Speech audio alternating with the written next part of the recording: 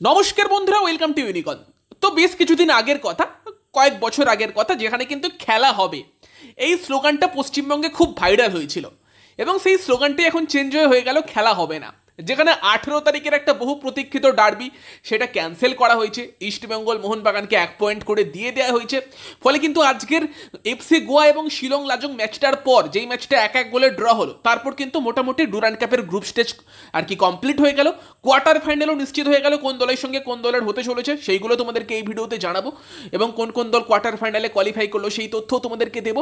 তবে তার আগে কালকে কিন্তু 4টে থেকে একটা বড়সড় প্রোটেস্ট হতে চলেছে, পিসফুল প্রোটেস্ট, যেটা কিন্তু বেশিরভাগ মোহনবাগান এবং ইস্টবেঙ্গলের ফ্যান ক্লাব মিলে, মোহনবাগান ইস্টবেঙ্গল সমর্থকেরা মিলে বিকেল 4টে থেকে সম্ভবত কিন্তু যুবভারতীর ভিআইপি গেটের সামনে থেকে সেই প্রোটেস্টটা করতে চলেছে। আরজি করের ঘটনার বিরুদ্ধে উই ওয়ান্ট জাস্টিস, সেই প্রোটেস্ট কিন্তু হতে চলেছে।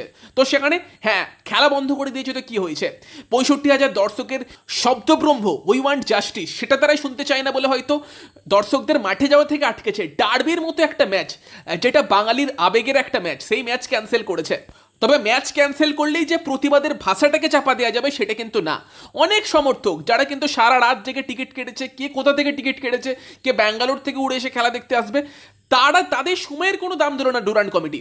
তো সেখানে কালকে কিন্তু একটা পিসফুল প্রোটেস্ট বিকেল 4টে থেকে যুবভারতীর ভিআইপি গেট থেকে শুরু হবে। সেটাই কিন্তু মোহনবাগান ইস্টবেঙ্গলের অনেক ফ্যান ক্লাব আয়োজন করছে, মোহনবাগান ইস্টবেঙ্গল মিলে আয়োজন করছে। তো সেখানে যারা জয়েন করতে চাও জয়েন করতে পারো, ফ্যান ক্লাবরা কিন্তু সেটার আয়োজন করেছে। তবে ডুরান্ড কিন্তু ভীষণ একটা করাপ্টেড টুর্নামেন্ট, সত্যি এটা বলতে হচ্ছে, কারণ লাস্ট ইয়ার আমরা দেখেছিলাম যে ফাইনালের যে ডার্বি ভীষণ রকম কালোবাজারি হয়েছিল, টিকিট নিয়ে টিকিট পাওয়াই যাচ্ছিল না সঠিক প্রাইসে, ডবল প্রাইস দিয়ে কিনতে হচ্ছিল, ফাইনালের কথা বলছি। এবং গ্রুপ স্টেজের আর কি ডার্বির টিকিট নিয়েও কিন্তু ডুরান্ডের রীতিমতো সমস্যা হচ্ছিল এবং সেই সেম জিনিস এবারেও দেখা গিয়েছে, ডার্বির কিন্তু কালোবাজারি হয়েছে। তাও সমর্থকেরা যে মোহনবাগান ইস্টবেঙ্গলকে ভালোবাসে, ডার্বির মতো একটা আবেগের ম্যাচ, তার জন্য কিন্তু ডবল টাকা দিয়ে অনেকে টিকিট কেটেছে, অনেকে সারা রাত ধরে লাইনে থেকেছে, অনেকে আবার রোদ্দুরে 6 ঘন্টা 7 ঘন্টা করে দাঁড়িয়ে টিকিট কালেক্ট করেছে। ইভেন আজকেও তো শুনছি নাকি অনেকে সকাল 10টা 11টা থেকে দাঁড়িয়ে দুপুর 3টের সময় টিকিট পেয়েছে এবং যখন টিকিট পাচ্ছে তারপর কি অ্যানাউন্সমেন্ট হচ্ছে যে ডার্বি হবে না। ডার্বি যদি নাই হয় টিকিট ডিস্ট্রিবিউশন করার কি দরকার?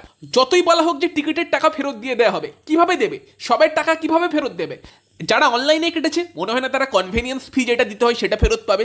যারা অফলাইনে কেটেছে তারা কি আবার লাইনে গিয়ে দাঁড়াবে, দাঁড়িয়ে সময় নষ্ট করে টিকিট টিকিটের টাকা ফেরত নেবে? যেমন আমি যদি আমার উদাহরণ দিই, আমি যদি একটা 200 টাকার অফলাইন টিকিট কাটি এবং আমাকে বলা হয় যে পরের দিন গিয়ে আবার লাইন দিয়ে সেই টিকিটের টাকাটা ফেরত নিয়ে আসতে 2 দিন বাদে গিয়ে, ভাই আমার তো যেতে আসতেই 50-100 টাকা খরচ হয়ে যাবে। আমি সেখানে ভাববো যে 200 টাকার জন্য 100 টাকা তো খরচ হয়েই যাচ্ছে, বেকার লাইন দিয়ে দাঁড়িয়ে কি টিকিট ফেরত নেবো? আমি তো যেতাম না, সেরকম হয়তো অনেকে যাবে না, সেই টাকাগুলো কাদের লাভ হবে? তো একটা বড়সড় লাভ তো করে নিল টিকিট বেচে এবং তারপর ডার্বিটাও ক্যান্সেল করে দিল। তো ভাই ডুরান্ডে যে টিমগুলো বাচ্চাদের খেলায় তারাই সঠিক কাজ করে। ইভেন তো আমি তো শুনেছিলাম মোহনবাগানের মতো টিম এবারে ডুরান্ডে নাকি নিজেদের মেন টিম খেলানোর পরিকল্পনা ছিল না, যেখানে মোহনবাগান নাকি রিকোয়েস্ট করেছিল যে যেন গ্রুপ স্টেজে ডার্বি না দেওয়া হয়, তারপরেও কিন্তু গ্রুপ স্টেজে ডার্বি দেওয়া হয়েছিল। কারণটা কি, ডার্বি হলে লোক যাবে, টিকিটের সেল বাড়বে, ব্ল্যাক মার্কেট হবে এবং যদি ডার্বির মতো ম্যাচ থাকে সেখানে মোহনবাগান ইস্টবেঙ্গল তারা কিন্তু সেখানে পুরো শক্তির দল না পাবে, কোনো দলই সেই একটা বড় ম্যাচ হারতে চাইবে না। ফলে বুদ্ধি করে কিন্তু ডার্বিটা প্রত্যেকবার তারা রাখছে, যেরকম আমরা আইসিসিকে দেখি যে ইন্ডিয়া পাকিস্তান ম্যাচ রাখতে ব্যবসার জন্য। বাট সেখানে যদি ম্যাচটা ঠিকঠাক অর্গানাইজ না করতে পারে, সেখানে তার থেকে আর খারাপ কি হতে পারে? এবং দেখো, পুলিশ প্রোটেকশন দিতে পারবে না সেখানে আর্মির টুর্নামেন্ট, আর্মি কি করছে? আর্মিও তো প্রোটেকশন দিতে পারত। এবং সেখানে আমরা দেখতে পাচ্ছি যে কলকাতাতে কিন্তু পরবর্তীকালেও ম্যাচ হবে, সেমিফাইনাল ফাইনাল এখনো হবার কথা আছে এবং একটা কোয়ার্টার ফাইনালও কলকাতায় হচ্ছে, যদিও সেটা মোহনবাগান বা ইস্টবেঙ্গলের ম্যাচ রাখা হয়নি, হয়তো যে প্রোটেস্ট হতে পারে তার ভয়ই রাখা হয়নি, কেরালার সঙ্গে ব্যাঙ্গালুরুর ম্যাচ রাখা হয়েছে। তবে তারপরও ওয়াইপিকেতে এখনও তার খেলা আছে ডুরান্ড কাপের। কিছুদিন আগে এসিএল 2 এর ম্যাচ খেললো ইস্টবেঙ্গল, সেখানেও প্রায় 30,000 দর্শক ছিল, সেখানেও পুলিশ প্রোটেকশন দেওয়া গেল। বাট ডার্বিতে যখনই কথা বেরোলো যে উই ওয়ান্ট জাস্টিসের একটা প্রতিবাদ হতে পারে আরজি করের ঘটনার বিরুদ্ধে, তখনই সেই ডার্বি ক্যান্সেল করতে হলো। তো আসল কারণটা তো বোঝাই যাচ্ছে। দেখো, ডার্বি আগেও ক্যান্সেল হয়েছে, যেমন লাস্ট বড় আইএসএল এর ডার্বি লক্ষ্মী পুজোর সময় ছিল, সেটা পিছিয়ে দেওয়া হয়েছিল, পরবর্তীকালে হয়েছিল। তবে একটা লজিক্যাল কারণ ছিল সেই সময়, যেই কারণে ডার্বিটা করানো যায়নি। তবে আমার মনে হয় যে এই ডার্বিটা কিন্তু ইজিলি করানো যেত এবং ডুরান্ট কমিটিরও রীতিমতো মানে তাদের ভূমিকা নিয়ে প্রশ্ন থাকছে এবং এইভাবে টুর্নামেন্ট চালালে হয়তো পরবর্তীকালে অনেক আমরা ভালো টিমকেই পরের ডুরান্ট কাপ থেকে হয়তো নাম নাও দিতে দেখতে পেতে পারি। তো সেখানে এইভাবে খেলে কি হবে, উড়িষ্যা, মুম্বাই বা গোয়া তারা ঠিক কাজই করেছে, নিজেদের মেন টিম না বাইনি আমি তো বলবো। এবং সেই জায়গাতে দাঁড়িয়ে যেটা কিন্তু আগের ভিডিওতে আলোচনা করছিলাম যে যদি শিলং লাজং এফসি গোয়ার ম্যাচটা আজকে ড্র হয়, সেই রেজাল্টই হলো এফসি গোয়া কিন্তু ছিটকে গেল। এবং সেখানে যদি কালকের যদি মোহনবাগান ইস্টবেঙ্গল ম্যাচ হতো, যদি কোনো টিম জিততো, একটা টিম যদি হারতো মোহনবাগান বা ইস্টবেঙ্গলের মতো টিম, সেখানে কিন্তু সেই টিমটা বাদ গিয়ে গোয়ার মতো টিম কোয়ালিফাই করতে পারতো। বাট কালকের ম্যাচ না হওয়াতে কিন্তু সেই সম্ভাবনা পুরোপুরিই চলে গেল। এবার হ্যাঁ, এখানে হয়তো মোহনবাগান ইস্টবেঙ্গলের সুবিধাটা হলো, বাট এফসি গোয়ার মতো টিম কেন নিজেদেরকে আনলাকি ভাববে না, তারাও তো যথেষ্ট ভালো খেলেছে। তো সেই জায়গাতে দাঁড়িয়ে ভাই বিকালে যখন জানালাম এটা অনেকেই জিজ্ঞেস করছিল যদি এফসি গোয়া ম্যাচটা জিততো তাহলে কি হতো। দেখো এফসি গোয়া জিতলে শিলং লাজং বাদ চলে যেত, গোয়া কোয়ালিফাই করতো, এটাই ইকুয়েশন ছিল। একটা টিমই কোয়ালিফাই করতো, মানে শিলং লাজং সেখানে 6 পয়েন্টে থাকতো যদি আজকে এফসি গোয়া জিততো। বাট ম্যাচটা ড্র হওয়াতে কিন্তু এফসি গোয়া বাদ গেছে। তো এফসি গোয়ার মতো টিম কিন্তু অবশ্যই নিজেদেরকে আনলাকি ভাববে। যদি কালকের ম্যাচটা হতো গোয়া কিন্তু অবশ্যই কন্টেনশনে থাকতো এখন অবধি কোয়ার্টার ফাইনালে যাবার জন্য। তবে কোন কোন 8টা টিম কোয়ার্টার ফাইনাল খেলবে তো সেখানে তোমাদের জানিয়ে দিই যে গ্রুপ এর 1 নম্বর টিম হিসেবে মোহনবাগান, গ্রুপ বি এর 1 নম্বর টিম হিসেবে ব্যাঙ্গালোর এফসি, গ্রুপ সি এর 1 নম্বর টিম হিসেবে Kerala Blasters FC, group D এর 1 নম্বর টিম হিসেবে ইন্ডিয়ান আর্মি, গ্রুপ ই এর 1 নম্বর টিম হিসেবে north east United FC, group F এর 1 নম্বর টিম হিসেবে শিলং লাজং। এই 6টা টিম কিন্তু গ্রুপের টপ টিম হিসেবে কোয়ালিফাই করেছে। আর বেস্ট প্লেস সেকেন্ড টিম যে দুটো টিম কোয়ালিফাই করার কথা ছিল সেই দুটো টিম হচ্ছে গ্রুপ সি থেকে পাঞ্জাব, যারা কিন্তু 3 ম্যাচ থেকে 7 পয়েন্ট অর্জন করেছিল, কেরালা তারাও 7 পয়েন্ট অর্জন করেছিল, বাট তাদের গোল ডিফারেন্স বেশি থাকাতে তারা কিন্তু 1 নম্বরে শেষ করেছে। এবং পাঞ্জাবেরও গোল ডিফারেন্স যথেষ্ট বেশি ছিল, তারা কিন্তু +6 গোল ডিফারেন্স নিয়ে বেস্ট প্লেস সেকেন্ড টিমের মধ্যে প্রথমে শেষ করেছে, তারা কোয়ালিফাই করেছে। এবং 2 নম্বরে শেষ করেছে ইস্টবেঙ্গল, যেখানে গ্রুপের 1 নম্বর টিম হিসেবে মোহনবাগান, তাদেরও 7 পয়েন্ট ছিল, ইস্টবেঙ্গলেরও 7 পয়েন্ট, বাট মোহনবাগানের গোল ডিফারেন্স বেশি থাকায় মোহনবাগান 1 নম্বরে শেষ করেছে। বাট +4 গোল ডিফারেন্স নিয়ে কিন্তু East Bengal best second place team হিসেবে কিন্তু 2 নম্বরে থেকে কোয়ালিফাই করেছে। যেখানে 3 নম্বরে ছিল এফসি গোয়া, তাদেরও পয়েন্ট হচ্ছে 7, বাট তাদের গোল ডিফারেন্স কম, তাই তারা কিন্তু কোয়ালিফাই করতে পারছে না। ফলে কিন্তু এই 8টা টিম কোয়ালিফাই করেছে।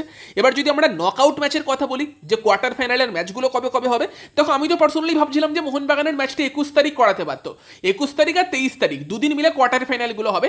আর মোহনবাগান লাস্ট ম্যাচ খেলেছে 8 তারিখ, অনেক দিনের ছুটি পেয়ে গিয়েছে, ইজিলি মোহনবাগানের ম্যাচটা 21 তারিখ দিতে পারতো। বাট সাধারণ ফুটবল বুদ্ধি তো তাই বলে। তবে ডুরান্ট কমিটি কিন্তু মোহনবাগানের ম্যাচটা আরও পেছনে দিয়েছে, 23 তারিখ দিয়েছে।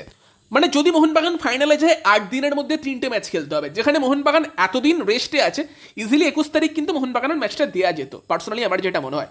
তো যদি আমরা আর কি কোয়ার্টার ফাইনাল ম্যাচগুলোর কথা বলি, 21 তারিখ কিন্তু দুটো কোয়ার্টার ফাইনাল আছে। বিকেল 4টে থেকে কোয়ার্টার ফাইনালে নামছে north east United FC Indian আর্মির এগেনস্টে, এবং সেই ম্যাচটা কিন্তু আসামের কোকড়াঝাড়ে হতে চলেছে। এবং দ্বিতীয় যে কোয়ার্টার ফাইনাল আছে সেটা হচ্ছে সন্ধ্যে 7টা থেকে, এবং সেটা হচ্ছে কিন্তু শিলং লাজংয়ের বিরুদ্ধে ইমামি ইস্ট বেঙ্গল এফসি নামবে, যেই ম্যাচটা কিন্তু শিলংয়ের নেহরু স্টেডিয়ামে হবে সন্ধ্যে 7টা থেকে। 21 তারিখের পর 22 তারিখ ম্যাচ নেই, 23 তারিখ আছে পরের দুটো কোয়ার্টার ফাইনাল, যেখানে 23 তারিখ কিন্তু বিকেল 4টে থেকে মোহনবাগান নামছে পাঞ্জাব এফসির এগেনস্টে জামশেদপুরের জিআরটি টাটা কমপ্লেক্সে। এবং 4 নম্বর যে কোয়ার্টার ফাইনালটা আছে সেটা কিন্তু ব্যাঙ্গালোর এফসির সঙ্গে কেরালা ব্লাস্টার্স এফসি, যেটা কিন্তু ওয়াইবিকে স্টেডিয়ামে হবে কলকাতা শর্ট লেগে, সেটা কিন্তু সন্ধ্যে 7টা থেকে আছে। তো 4টে কোয়ার্টার ফাইনাল কিন্তু 21 তারিখ আর 23 তারিখ মিলিয়ে হতে চলেছে। 21 তারিখ সন্ধ্যে 7টা থেকে কিন্তু ইস্ট বেঙ্গল নামছে, আর 23 তারিখ বিকেল 4টে থেকে কিন্তু মোহনবাগান নামছে পাঞ্জাবের বিরুদ্ধে। তো এই হচ্ছে ডুরান্ট কাপের কিন্তু কোয়ার্টার ফাইনালের শিডিউল। বাকি কিন্তু মোহনবাগানের এএফসি চ্যাম্পিয়ন্স লিগ 2 এর যে ম্যাচগুলো শিডিউল সেটাও কিন্তু বেরিয়ে গেছে, মোহনবাগানের অফিসিয়াল পেজেই তোমরা পেয়ে যাবে, আমি তাও তোমাদেরকে স্ক্রিনে দিয়ে দিচ্ছি। তো যদি সেই ম্যাচগুলো দেখো, মোহনবাগানের কিন্তু প্রথম ম্যাচ আছে এফসি রাফসানার এগেনস্টে 18ই সেপ্টেম্বর কলকাতায় সন্ধ্যে 7:30 থেকে, এবং এফসি রাফসানার এগেনস্টে মোহনবাগান অ্যাওয়ে ম্যাচটা খেলবে 27 নভেম্বর। দেন আলো আক্তার এগেনস্টে 23 অক্টোবর মোহনবাগান হোম ম্যাচ খেলবে, 6 নভেম্বর কিন্তু মোহনবাগান খেলবে অ্যাওয়ে ম্যাচ, এবং ট্র্যাক্টর এফসির এগেনস্টে 2 নভেম্বর মোহনবাগান খেলবে অ্যাওয়ে ম্যাচ, এবং 4 ডিসেম্বর কিন্তু কলকাতায় খেলবে হোম ম্যাচ। তবে আমাকে যেটা অবাক করছে সেটা হচ্ছে যে ট্র্যাক্টর এফসির এগেনস্টে মোহনবাগানের সবথেকে গুরুত্বপূর্ণ ম্যাচ আছে, এবং অ্যাওয়ে ম্যাচটা ভীষণ টাফ হবে। বাট হোম ম্যাচে যদি মোহনবাগানকে লড়াই করতে হয় সেখানে সমর্থকদের পাশে থাকতে হবে। বাট 4 ডিসেম্বর ঠান্ডা পড়ে যাবে, সেই সময় রাত্রি 9:30 ম্যাচ দিয়েছে। ভাই রাত 9:30 কে খেলা দেখতে যাবে? মানে রাত 9:30টায় খেলা দেখতে গিয়ে থাকবে কোথায়? অনেক দর্শক খেলা দেখতে যেতে পারবে না, রাত 9:30 থেকে ওয়াইবিকেতে খেলা দেবার কি মানে, আমি তো বুঝতে পারলাম না। তো এই ফিক্সচারটা নিয়ে আমার রীতিমতো প্রশ্ন থাকছে। এটা তো ইজিলি সন্ধ্যে 7:30 বা যদি হয় বিকেল 5:30 থেকে দিত, সেটা অনেক ভালো হতো। ডিসেম্বর মাসে রাত 9:30টায় খেলা দেবার কি অর্থ, আমি বুঝতে পারলাম না। তোমরা যদি কেউ বুঝে থাকো এটার পেছনে কিছু লজিক আছে কিনা আমাকে জানিও কমেন্টে। ভিডিওটা ভালো লাগলে ভিডিওটাকে লাইক করে দিও, শেয়ার করে দিও। আমাদের চ্যানেলে প্রথমবার এলে আমাদের চ্যানেলটাকে সাবস্ক্রাইব করে তার পাশের বেল আইকনটাকে অন করে দিও। তো চলো গাইস, এই ভিডিওতে এই পর্যন্তই। Bye bye.